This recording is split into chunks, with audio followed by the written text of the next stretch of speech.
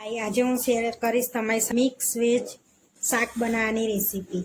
તો અહીં આગળ અડધું કોબી લઈ લીધું છે, એક ટામેટું, કેપ્સિકમ, ગાજર, 2 રીંગણ, 2 બટાકા અને 2 ડુંગળી। તો હવે આ બધા શાકને આપણે કટ કરી લેવાના છે। વેજીટેબલ કટ કરી લીધા છે, કોબી, રીંગણ ને બધા વેજીટેબલ કટ કરી લીધા છે। હવે આપણે મિક્સ વેજ બનાવી લઈશું। હવે આપણે બધા મિક્સ વેજને ધોઈ લઈશું। આપણે અહીંયા લાંબી સ્લાઇસના કાટેલા રીંગણ લઈ લઈશું। આ રીતના કાપેલા બટાકા લઈ લઈશું। એમાં અડધી વાડકી આપણે વટાણા લઈએ છીએ। હવે બધા વેજીટેબલને આપણે સારી રીતે ધોઈ લઈશું અને કોબી આપણે ગરમ પાણીમાં ધોવાનું છે આ રીતે, જેથી આપણું કોબી ગંધાય ના। અહીં આગળ મેં ચટણી એક બનાવી લીધી છે, આદુ, લસણ ને સિંગદાણાની। હવે અહીં આગળ આપણે કઢાઈ લઈ લીધી છે, એમાં તેલ લઈ લઈશું। અહીં આપણે તેલ ગરમ થવા દઈશું। અહીંયા આપણું તેલ ગરમ થઈ ગયું છે। હવે એક નાની ચમચી રાઈ એડ કરીશું, 1 ચમચી જીરું એડ કરીશું। હવે તતડવા દઈશું। હવે અહીં તતડી ગયું છે। હવે હિંગ એડ કરીશું, ચપટી। હવે લીલા મરચાં એડ કરીશું, આ સમારેલા સ્લાઇસ વાળા। ડુંગળી એડ કરીશું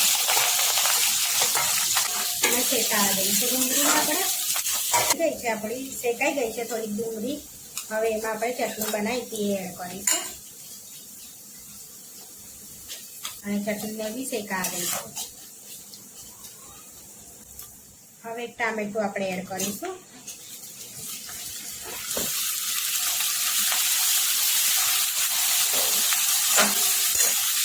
થોડી વાર એને બી શેકાવા દઈશું। હવે આપણું આ બી શેકાઈ ગયું છે। હવે વેજીટેબલ એડ કરીશું બધા।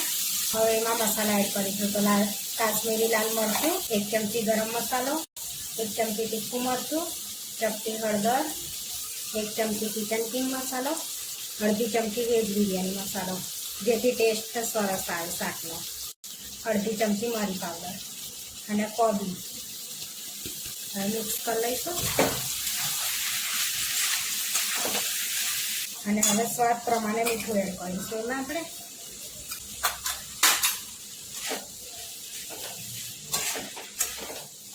મિક્સ કરી અને અંદર આપણે અડધો ગ્લાસ પાણી એડ કરીશું।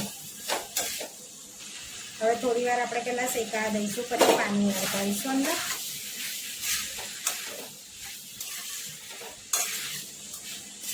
હવે 10 મિનિટ શાક શેકાઈ ગયું છે। હવે આપણે આ કપના માપે પાણી એડ કરીશું અંદર। તો મેં આગળ 1 કપ પાણી લીધું છે અને ધીમા તાપે 20 થી 25 મિનિટ માટે થવા। હવે ઢાંકીને 20 થી 25 મિનિટ આપણે થવા દઈશું। 25 મિનિટ થઈ ગઈ છે। હવે આપણે શાકને ચેક કરી લઈશું। તો આપણું શાક ચડી ગયું છે અને રેડી થઈ ગયું છે। આપણું મિક્સ વેજ શાક રેડી થઈ ગયું છે। ધાણા એડ કરીશું આપણે અને શાક રેડી થઈ ગયું છે। હવે પરાઠા બનાવીને પરાઠા સાથે સર્વ કરી લઈશું।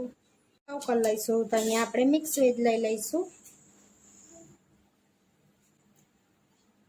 અહીંયા ડુંગળીનો સલાડ લઈ લઈશું અને સાથે પરોઠા સાથે આપણે સર્વ કરીશું।